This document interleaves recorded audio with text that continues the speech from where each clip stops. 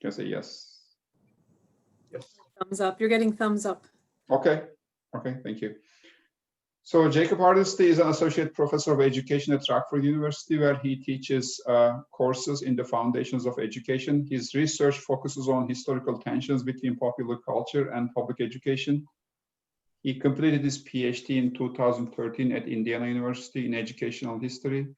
Before that, he taught music in public and Catholic schools in upstate New York and Washington, D.C. area. Please join me in welcoming Jacob Hardesty. Go ahead, Jacob. The page is yours. Well, thank you all for being here, and thank you, Professors Erdem and Loyola, for organizing this. What I want to do today is to talk about the relationship between jazz and schools in the 1920s, this decade we sometimes refer to as the Jazz Age. And what I'm hoping to convince you all of is that schools played a large role in how people learned about jazz. And this view is pushing a bit against the standard interpretation of how jazz spread, or how historians have argued that jazz spread throughout the decade. That standard interpretation tends to look at places like dance halls, like radio stations playing jazz, like phonographs, early records, as the main sites where people learned about jazz. And what I'm going to argue today is that schools were sites that played a key role in how jazz spread throughout the decade. Schools were places where young people taught each other the latest dance steps. Schools were places that young people made plans for the weekend. But perhaps most importantly for us today, schools were also places where they heard from adults that jazz is dangerous. They heard from their teachers, they heard from administrators that jazz is this wicked thing. And if there's one near universal about adults and young people, if adults say something is dangerous, kids are going to gravitate towards it. And that's very much the case with jazz in the 1920s. So I'm going to primarily, sharing a screen now, I'm going to primarily focus on the Midwest in my talk today. But I thought we might begin in Chicago. So this is one of the first primary sources that I came across in my research. It's a piece that appeared in a teacher magazine in the Chicago suburb of Harvey, and it's written by Edith Hildebrand, who was a high school English teacher. And there's a couple themes that come out of this primary source that we're going to see again and again in the opposition towards jazz. So if you wouldn't mind, look at the third paragraph here. Jazz dancing means the taking of liberties. Any inclination of the dancer to be bold and reckless is increased by the noisy, wild, simple beat of the tantalizing music designed to appeal purely to the physical. The natural accompaniments of jazz are slang, immodest dress, and a general lowering of moral standards. So at first glance, yes, it's clear that this is a teacher who very much does not like jazz, and she very much doesn't want her students engaging with it in any ways. But as we look a little bit closer, we see really what it is that she's concerned about. Consider this phrase, immodest dress. Immodest dress. Now, this is not a criticism that is leveled equally at boys and girls. This is a criticism that's directed quite squarely at girls. And she's telling girls, she's saying that girls shouldn't be dressing in a way that's provocative. They shouldn't be dressing in a way that is distracting to boys. And this is something that we'll see again and again. This concern that this decline in perceived morality is particularly dangerous when it involves girls. I came across a couple sources that literally said, boys will be boys, but we have to police girls closer. The other important part here, or another important part, is this phrase, wild, simple beat. again in this third paragraph. Why is that important? It's demonstrating that the opposition to jazz is not only gendered, but it's also racialized. It's not only gendered, but it's also racialized. And you rarely see teachers using language that might be offensive, but they still consistently position jazz as music that came from Black musicians. And instead of using offensive language, they're using this almost coded language, that it's wild, that it's simple. We also see the word primitive appear quite a bit.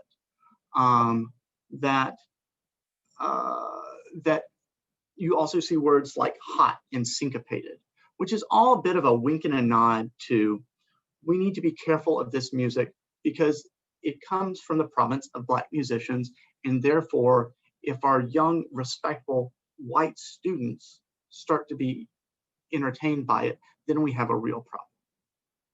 So there's this gendered component and there's this racialized component. But one final thing here, and this is really key, is in this last sentence in this third paragraph.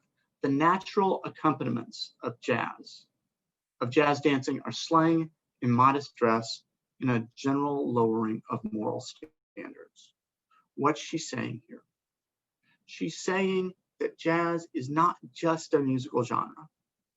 It's not something that we should protect our kids from just because we have some aesthetic criticism. But jazz is more of a lifestyle. And there are all these vices that swirl around jazz.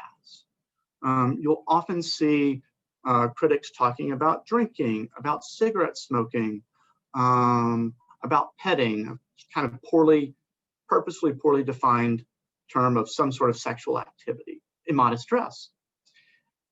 And this is key to how critics pushed against jazz. They believed that if you could dissuade young people from having any interest in jazz, then all these other vices would fall away.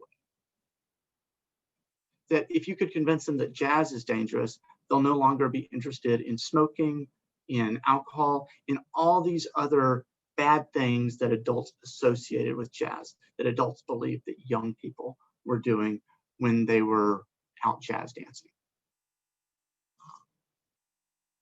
And this is something that the scholars really started to realize starting in about the 1950s, when the first real historical studies of the 20s started to come out, that jazz is as one anthropologist put it, that jazz was quite literally a lifestyle. So let's move over to Chicago, and in particular, their superintendent, Peter Mortensen. Mortensen is this fellow over here, and I'll explain the significance of these pictures in a second. But one thing to know about Peter Mortensen is that he actually had a pretty progressive reputation, at least as a superintendent. One sort of famous example was that he really pushed back against eliminating the teaching of German in the 19-teens. And this is a pretty significant thing in the period of World War I, that he was saying, no, we should still teach young people German, that it still has some academic merit. And there are other examples of his sort of progressive bona fides, but despite having this progressive reputation, that doesn't mean that he's a jazz fan. Quite the contrary, actually. So at the first 1922 Board of Education meeting, Mortensen took advantage of his sort of bully pulpit as superintendent to criticize jazz and its influence on young people. He spoke passionately about the need to address, quote, generally accepted principles of student behavior and to rid students of their, quote, modern tendencies. And he offered up this proposal to counteract jazz, which he said evolved, quote unquote, from his discussions with deans and high school principals about problems in student behavior during the school day and also after hours. He cited joyriding, student smoking, jazz dancing, quote unquote, dress extremes, as problematic behaviors that he and other administrators saw. He proposed a, quote, statement of general principles. Specific to jazz and jazz dancing, Mortensen said, "We feel that no effort on our part can counteract this evil unless the parents realize the danger and help us maintain the standards. We believe that jazz music has done much to corrupt dancing and to make it impossible for young people to learn the more refined forms of dancing, at the same time violating their taste for good music." So there is a little bit of an aesthetic critique here. But really, like the source we saw before, he's really concerned about all these vices that are swirling around jazz. The school board unanimously voted in approval of what Mortensen was proposing, declaring that, quote, too much jazz dancing, too much auto writing, and too much cigarette smoking exists among high school students. And then they offered up some solutions. Mortensen, again with the deans and principals input, suggested students, quote, keep early hours and only attend school dances. Also, to help with implementation, the superintendent suggested and the board agreed to print up 45,000 flyers that students were to take home and review with their parents about appropriate behavior. And there were also 500 posters that were to be placed in secondary schools. The superintendent went on that there should be more short daily musical performances, including glee clubs, orchestras and soloists, as a way to replace students' interest in jazz with, quote, good music. And that's where this picture comes in, because this was really part of a sort of public awareness campaign that he was undertaking. And this is a picture, these are two pictures that were in the Chicago Tribune. In one photo, the one on the left, let me go back. A pair of photographs published in the same week as his speech in the Chicago Tribune demonstrated the difference between acceptable and lurid dancing. Mortensen himself oversaw the appropriate dancing technique for young people. In one photo, Mortensen observes as two students exhibit appropriate Victorian era dancing technique, visible space between the dancers, no hugging and no cheek rubbing, the one on the right. The other photograph shows a different scenario. In it, the two dancers' bodies are touching and their arms are slightly lower than the other pair. Can't see it here, but the caption below it reads, naughty, naughty, and continues, the school board says students who dance, as this picture shows, are not nice. So as a bit of context here, this view of jazz and its dangers for young people is actually fairly common among Chicago leaders. A couple examples. One doctor in the Chicago Tribune said that there was a quote unquote cure for the jazz habit, which was a vacation in Italy. He also said that the medical term for jazz was, and I'll probably butcher this, oscillatum Ethiopius, though he of course denied that that term was in any ways prejudicial. Dr. Lee A. Stone of the Chicago Department of Health said at a conference, quote, the sex problem in the teaching of social hygiene must be regarded in a common sense way. I hate jazz. It is deadly, simply perverted music used for the sole purpose of arousing the emotions. Stone willingly acknowledged young people do not always act responsibly, treating such indiscretions as an unavoidable part of growing up. However, including jazz in the question of young people and their physical desires represented an unacceptable scenario. He concluded, quote, no decent-minded boy or girl will resent a chaperone as an intruder if she uses common sense. Notice again here, he's using she, putting the emphasis on the girls. Now, I have to say that this association of jazz and sex is not entirely inappropriate. One example I found of this was a paper that a young Saul Alinsky did about dance halls in Chicago while he was an undergrad student at the University of Chicago. And in that paper, he interviewed students who were going to these dance halls. And one boy told him that there would, quote, be no virgins left in the city if he had a car and could take young girls on joyrides following the dances. Now, friends, this next one I report to you with a heavy heart, because our own dear Jane Addams was herself a jazz critic. In 1924, she helped organize a series of community singing sessions and general welfare discussions described as a, quote, antidote to young people's interest in jazz.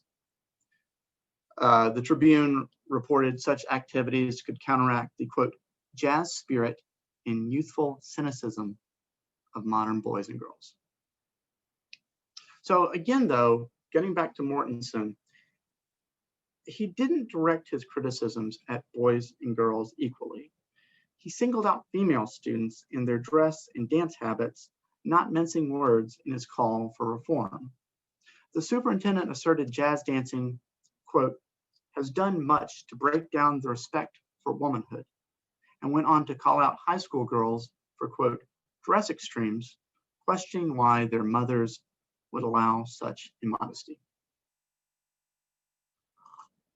Now, perhaps not surprisingly, this did not go over particularly well with high school girls who felt that they were being unfairly singled out. One example that I found was a student who spoke again to the Tribune saying, girls aren't as wicked as Superintendent Mortensen thinks. Such student responses belied the undeniable gendered standard that characterized Mortensen's condemnations of Chicago boys and girls in the changes in dance and fashion associated with jazz. Only girls were critiqued for, quote, immodest dress, and the complaints about student dress were firmly grounded in adult fears of female sexuality. Now, unfortunately for Mortensen, any long-term implementation of his anti-jazz crusade would not come. He was actually fired by the mayor a year after he gave that speech in 1922, fired in 1923. He was fired over a falling out he had with the mayor about the punishment scenarios that were taking place at a orphan school for boys.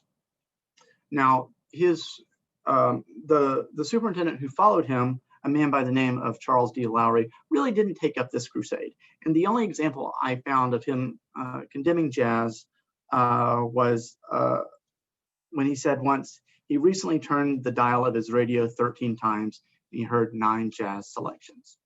So this campaign against jazz was essentially toast when Mortensen left office. So I think that's a representative example of what white educators felt was dangerous about jazz. And I want to turn now to what was taking place in Black schools, because the criticism that Black principals and teachers leveled against jazz and students was actually quite different from the criticism that white educators leveled.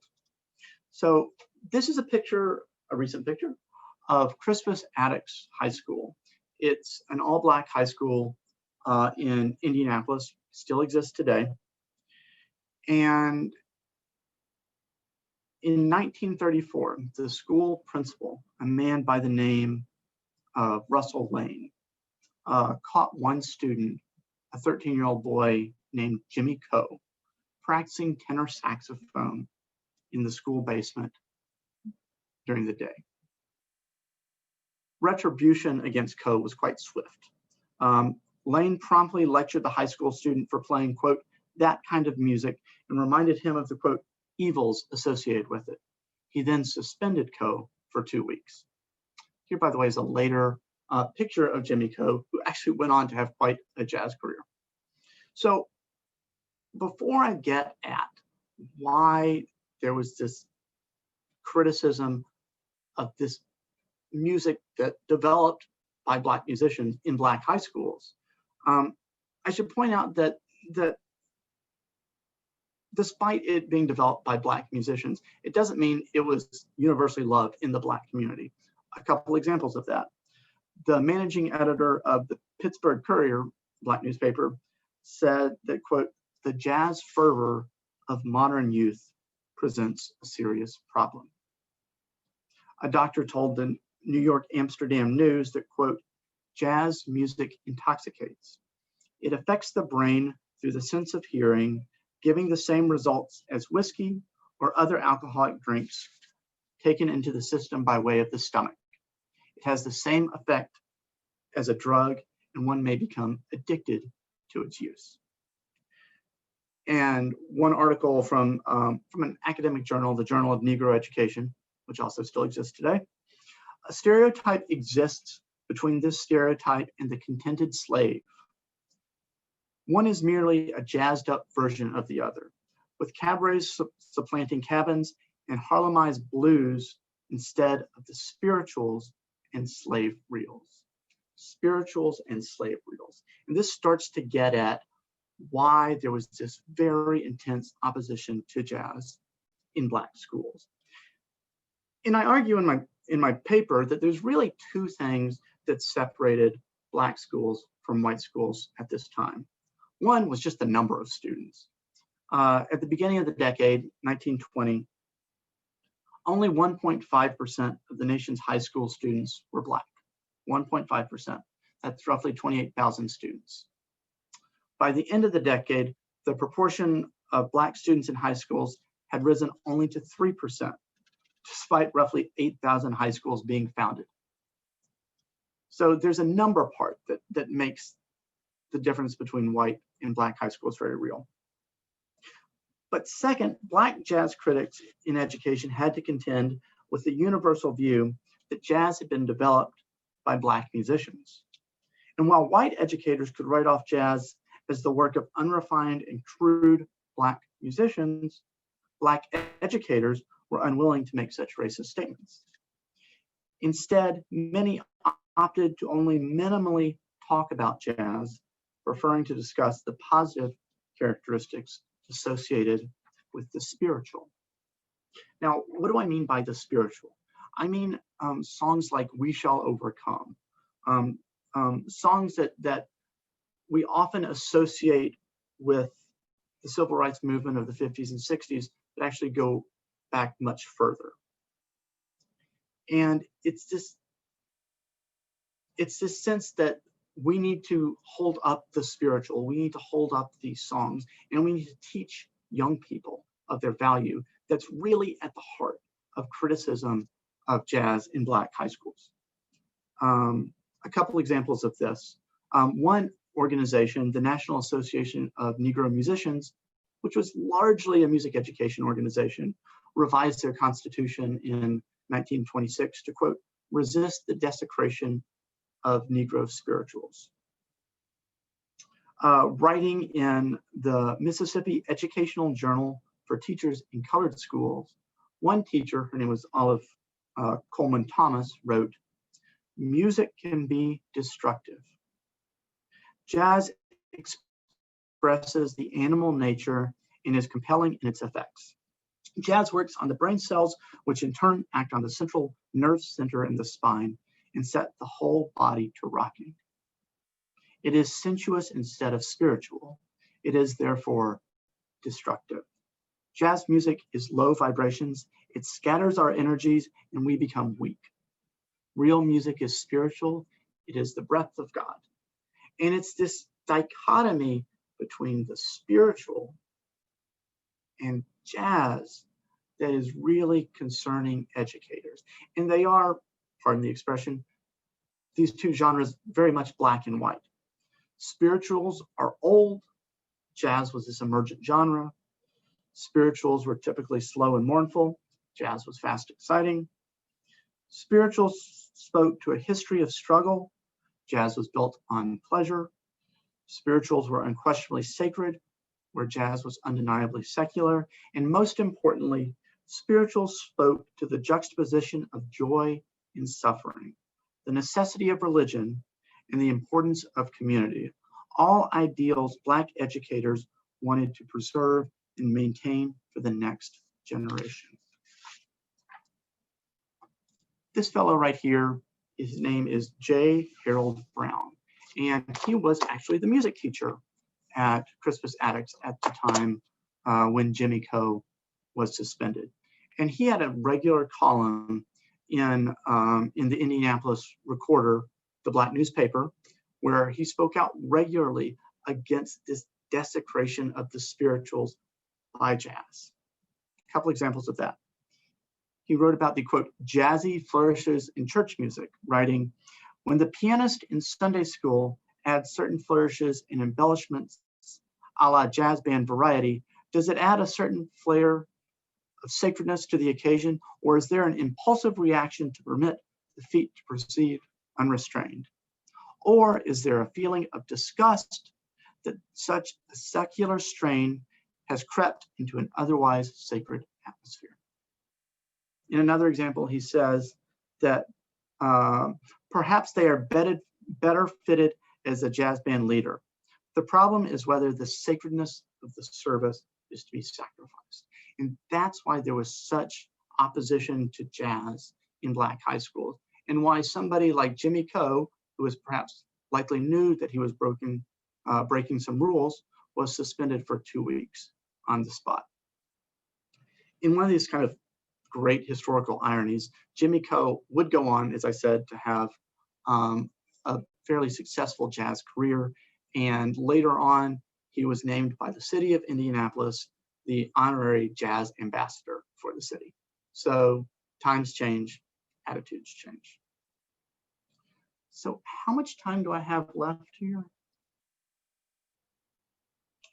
Maybe a couple of minutes, 2 or 3 minutes. All right, so let me summarize this real quickly. Moving into higher education, which I'd be happy to talk about more in our discussions. I'll go through this part kind of quick. This is the men's gymnasium at Indiana University. It's built of limestone, and it was a place where many dances were held on campus. This enormous, solid building. In 1926, students wanted to dance the latest dance that was sweeping the country, the Charleston. And they petitioned the Board of Trustees to let them do this. And this put the board in kind of a tricky scenario, because on one hand, to a certain extent, they wanted to allow students to have some ability to shape culture on campus. Students in higher ed had a little more agency, authority to do that. On the other hand, they didn't want to come across as allowing any sort of immorality on campus. They didn't want to be seen as letting students do immoral acts associated with jazz. And this was a very real concern. I came across a few letters of people writing the board and the IU president saying, how dare you allow jazz on campus? I'm a good taxpayer and you should stop doing this. So this put the board in kind of an awkward bind. Here's what they did to get out of it. They hired an engineer, and they paid this man to come and inspect the building that you see here to make sure it was structurally sound enough to allow 600 students to do the Charleston. Their concern, or at least their stated concern, was that doing so could lead to the building collapsing. So why does this matter? What they're doing is they're sidestepping any issues of morality and instead framing allowing students to dance the Charleston in terms of student safety. And I conclude here, board members could point to their concerns about student safety while also having an easy rebuttal to accusations they had abdicated their responsibilities in loco parentis by permitting the dance. The board and school administrators could claim their decision to allow the dance was in fact an ethical decision, student safety, even if it required manufacturing the crisis. And I will end there for now. Thanks. Thank you, Jacob. Any questions? Kyle seems to have one. Do you, Kyle?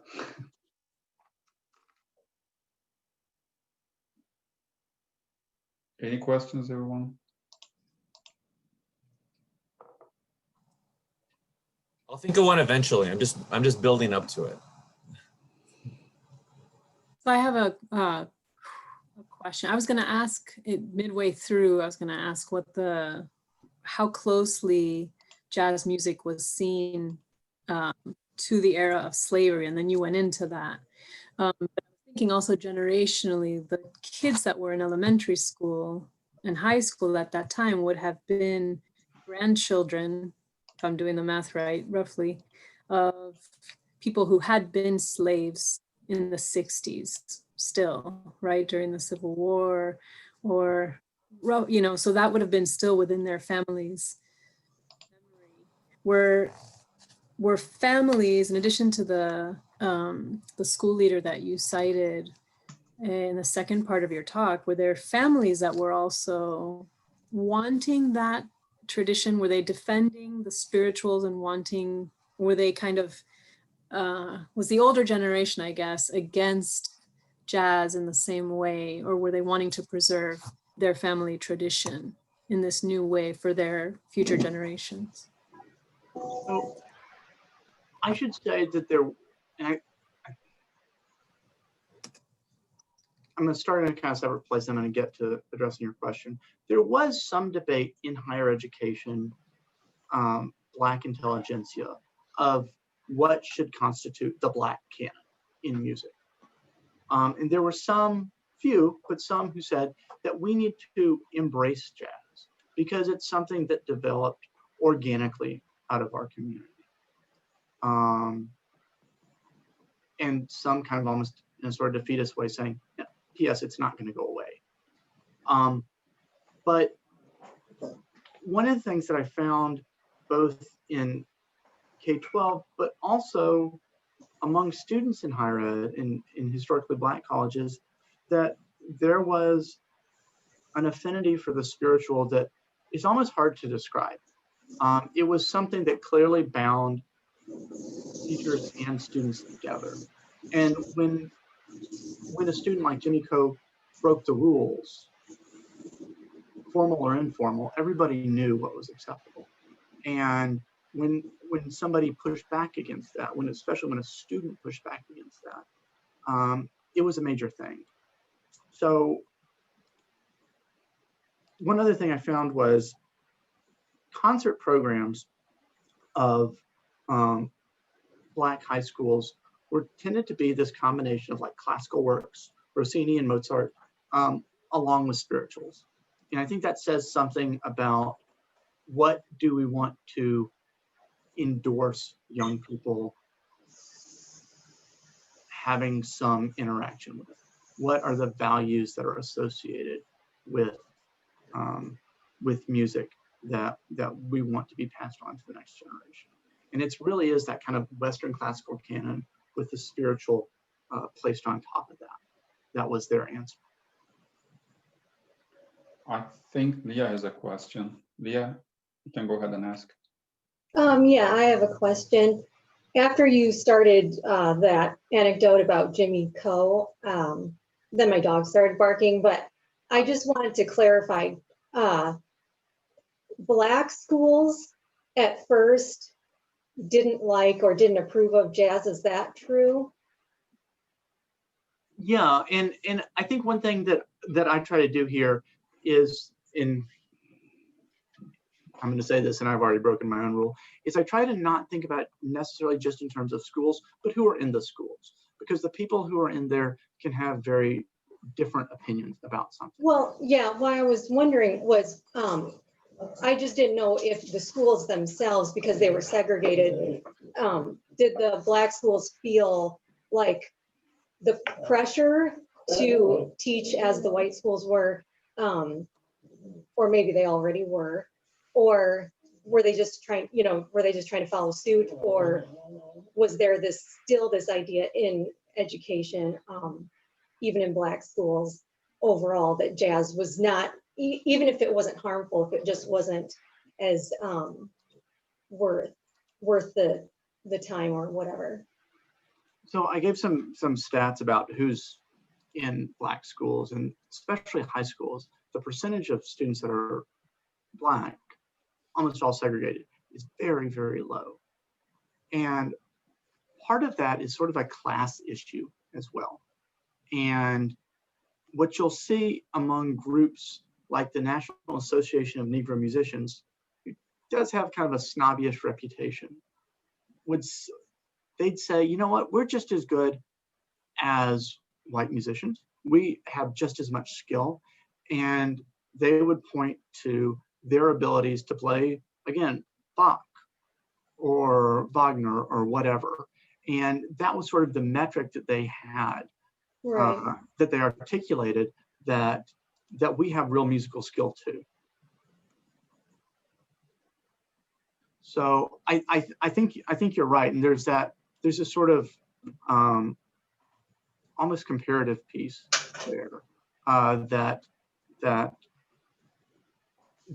Black music educators in particular are trying to instill the same sort of technical classical skill that others have, but also that whites have, but also sort of extending that to include the spiritual as well. So, yeah. And then I did have another question. Oh. No, that's okay. Go ahead. When you said that there was a lot of approval for the Negro spirituals, and the reasons for it being like the themes in them, and that they were slower, not faster, but overall, were people ignoring or unaware of the similarities, like in the musical style? I mean, when it comes down to it, Negro spirituals are more like jazz and blues than they are like Mozart or whatever. Yeah, I think that in the 1920s, they would have said that they would have tried to keep the distinction between jazz and the spiritual quite separate. Now, since then, we've seen plenty of examples of what educators at the time were very afraid of, that we were going to jazz up the spiritual. At the time, that was almost something that was just sacrosanct, that the spiritual needs to be this thing that's almost in amber and does not evolve, at least doesn't evolve musically. Because if you start to bring those secular influences on it, especially ones that are associated with naughty things, that you're going to water down the spiritual and its associated meanings. Thank you. That was good information. I've been wondering about that. Thank you so much. Oh, you're welcome. Anyone else? My question kind of feeds on this division and how the different races kind of approach their issue with jazz. So I was intrigued by, I forget the educator, but she had mentioned that she disapproved because of the pseudoscience reason, that it sends tremors along your body and the dangers of like the corporeal dangers of jazz. And so I was wondering, in your research, if you found kind of a similar trend where you have Black educators leaning on a scientific explanation as to why jazz shouldn't be supported versus kind of the trends that I picked up, and I think you mentioned about the almost unethical,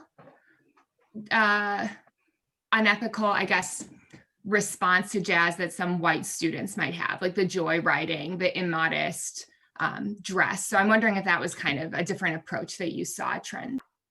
Yeah, so this sort of ties into some larger concerns that were taking place kind of across society.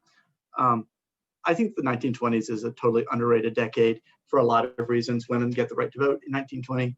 But 1920 is also the first year that by census, that more than half of the US population lives in cities.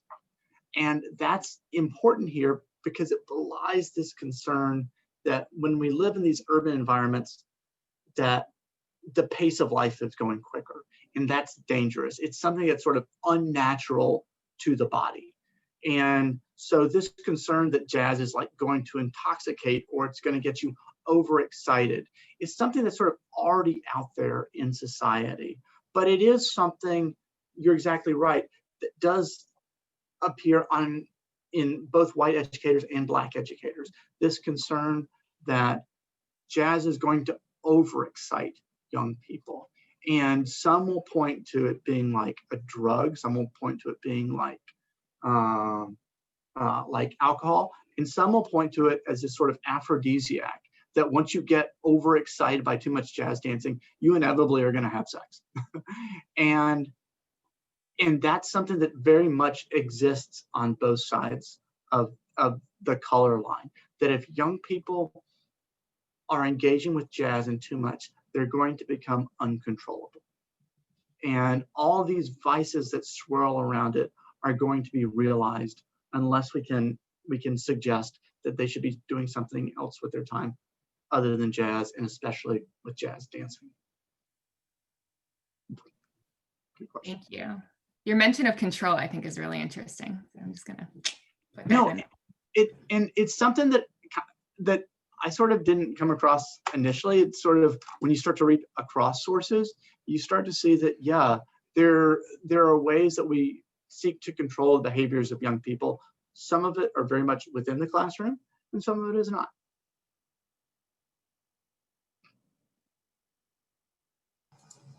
Kyle, you have a question? Yeah, I keep thinking the big questions just about the societal changes at that time, and I know they're hard or impossible to answer, but I'm thinking about just how inevitable was jazz. To me, I can't think of another time when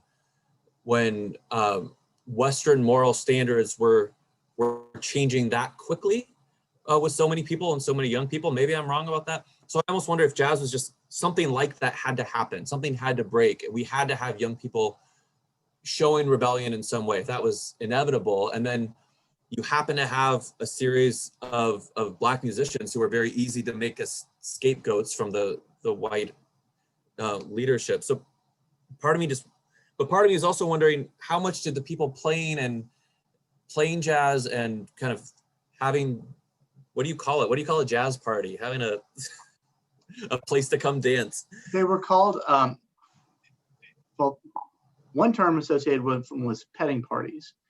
Petting being this, again, poorly defined. Didn't help. So like the people, how much are the people hosting petting parties purposely playing on this, very purposely saying, I know what you want to do, and I see the cracks in what is allowed and what's not allowed, and I want to give you a place to push that crack a little further. I don't know what I'm asking. Well, one of the things we're talking about, but we haven't really named, is this emergent youth culture of the 1920s.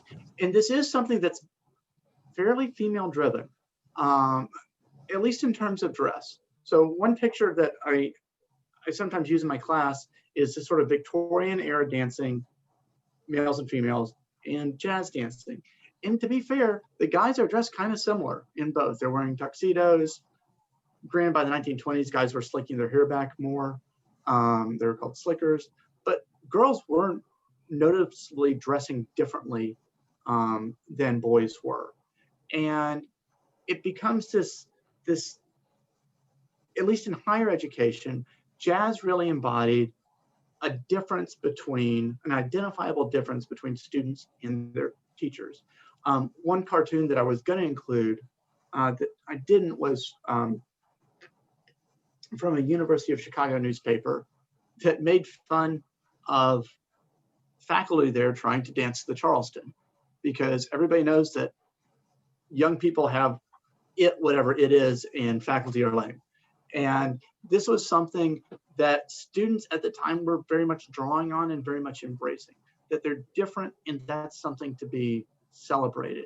That can mean difference in dress, that can mean difference in sexual activity, that can mean difference in dance, but it is noticeably a change, and it's something that young people embrace, but it's something that adults kind of don't know how to make sense of, because it's not what being a young person meant to them.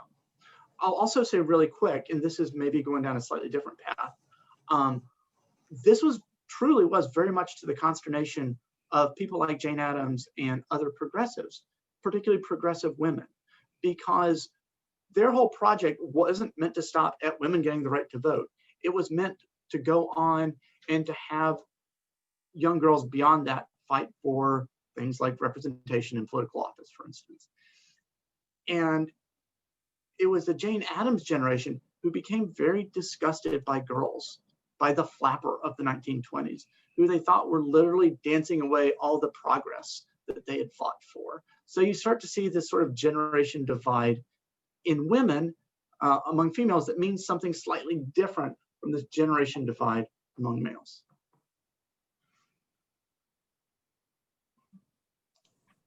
That's really, this might be our last. Does anyone have any other question?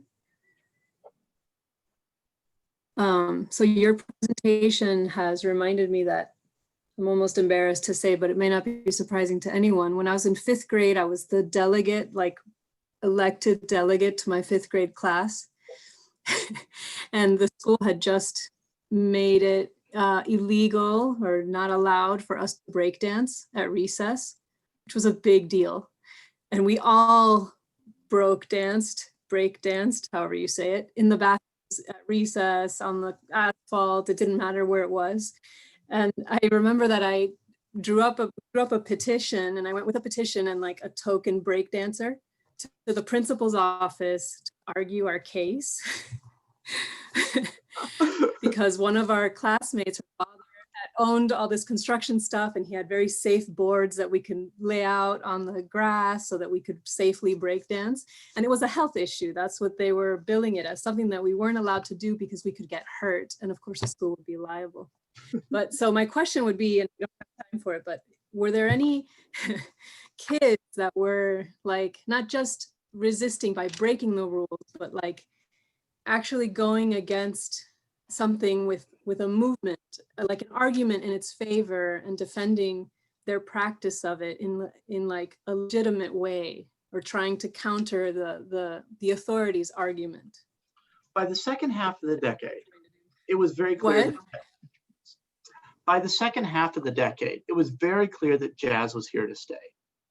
And you started to see those corners that were hesitant towards jazz, conservative students, students at religious institutions, and historically Black colleges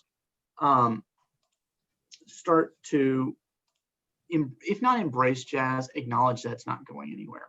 And one sort of famous example that I talk about is at Fisk University, the historically Black college in Nashville, where students filed a petition, and the president resisted, and then he kind of gave in, and in fact lost his job because of all of the kind of lack of leadership or lack of clear direction that people believe that he was giving on this issue. So yeah, especially in the second half, you start to see those students who were hesitant about jazz, to put it nicely, to recognize that perhaps it has its virtues as well. We have one more question. Leah? Oh, yes.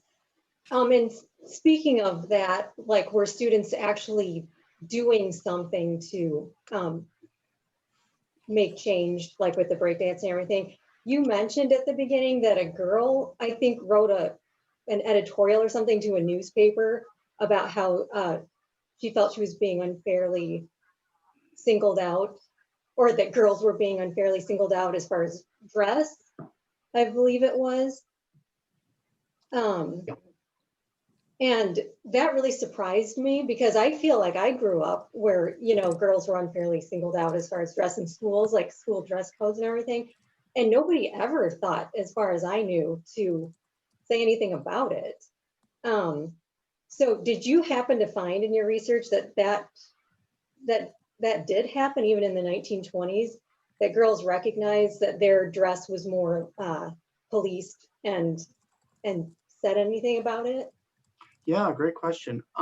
Yeah, and that's one of those, I didn't really talk about this as much in a sort of higher ed to K-12 example, but that's one of those examples, that's one of those instances where you see difference in higher ed versus not. In terms of dress, girls were very much more closely monitored in higher ed. They were still monitored in K-12. They were still monitored in higher ed, but it looked a little different, largely because higher ed was residential. And so you'd see things like the curfews for female students being different than the curfews for male students. The curfews for female students were earlier. Yeah, and this was also a period where we had not deans of students, but deans of men and deans of women. And deans of men were inevitably a little more generous in what they would allow on campus. Deans of women, with some exceptions, were stricter with what they'd let their girls do. Oh, thank you, everyone. And sorry. Oh, go ahead, Leah. You have Well, maybe one more. do you think that the females recognize that though, or not so much until maybe, you know, later generations or later decades or whatever? I think it's one of those things that looking back today feels a little weird. But at the time, it was probably pretty normal to them. They probably recognized that that they were treated differently from male students, but it probably didn't upset them greatly. They probably just thought that that's the way things were. And you'd see that also, I didn't talk about this either, but you'd see that in Greek life also. Sororities were allowed to have fewer parties than fraternities were. The rules for sorority parties were much stricter than fraternity parties. Okay, that's what I suspected, but I was just surprised that you mentioned that one girl who said something, wrote a letter or something, I can't remember, but.